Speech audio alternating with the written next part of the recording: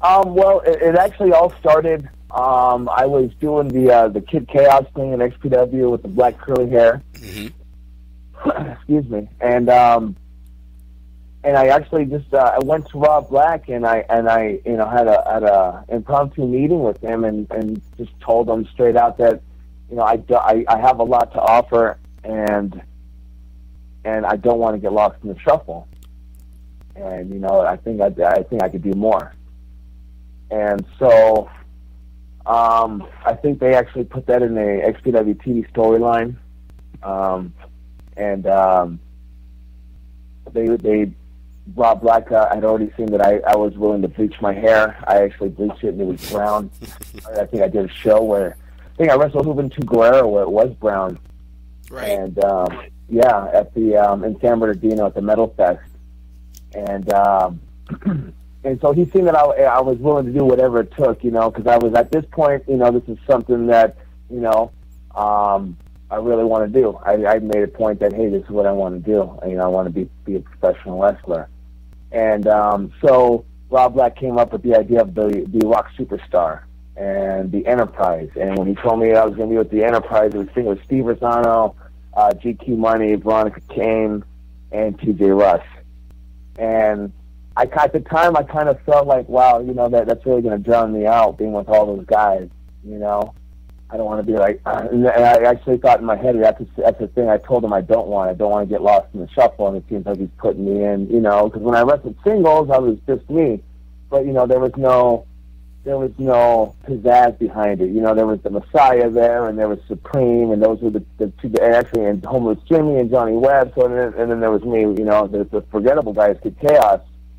So, I really thought that, hey, they put me with this Enterprise. I really didn't like it. I didn't think that, I just thought maybe, hey, it's going to even lead me farther in the shuffle. And, looking at it now, I couldn't be, any more wrong.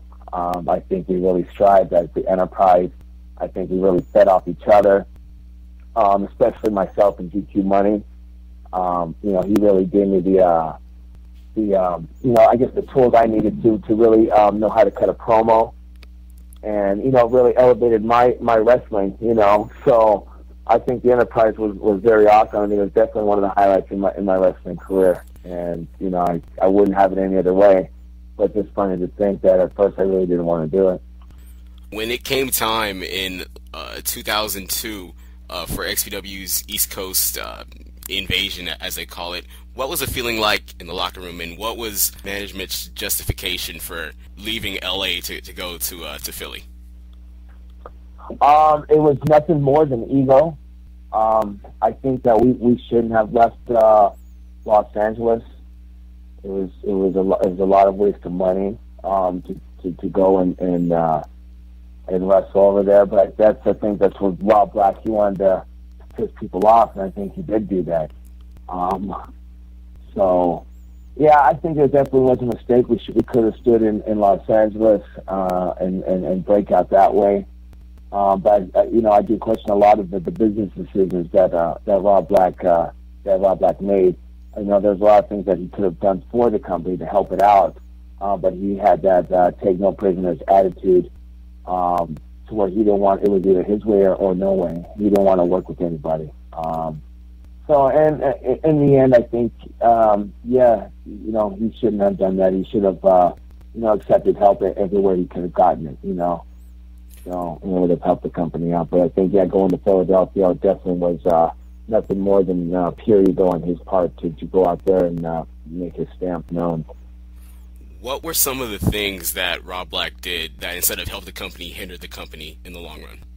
Well, there was, I remember there was, I think it was Bruce Hart and Gary Hart, and they wanted to help train some of the guys under the Hart name, and Rob Black left them in the lobby for 2 or 3 hours, 4 hours, and so they just, that was probably one of the ones that just stands out straight ahead in my head that I can remember, and I think with renting out the ECW arena, the old Alhambra arena, he leased it out so no other wrestling company could could wrestle there. I think at the time there was CZW. I think maybe even Ring of Honor. I'm not sure, but I know there was a lot of companies, CPW out there. And you know, by doing that, those companies got together, and it was kind of, they put their differences aside to, who's this outside company trying to come in and push everybody around. So I think, that was another business decision that he made that, wasn't too bright, and it's probably what, got him in trouble with the federal government.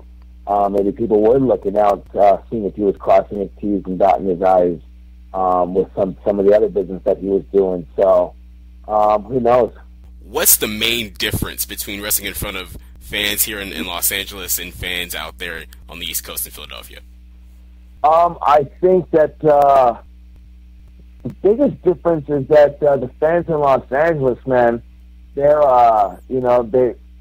they don't take any prisoners. There's a lot of, maybe, I don't want to say maybe some cholos. I remember a story where Supreme said that Cholo gave Supreme a knife and just told him to stick him, and I think he was wrestling Crimson at the time. And I think just hearing that story, I'm always going to love the Los Angeles fans the best, for one, it's my hometown. Two, I think the guys in Philadelphia are just looking for any reason to dog a wrestler out. So I think that's one of the big differences. And then when you wrestle in the South, like Nashville, it's it's a whole new world. It's kind of like lucha.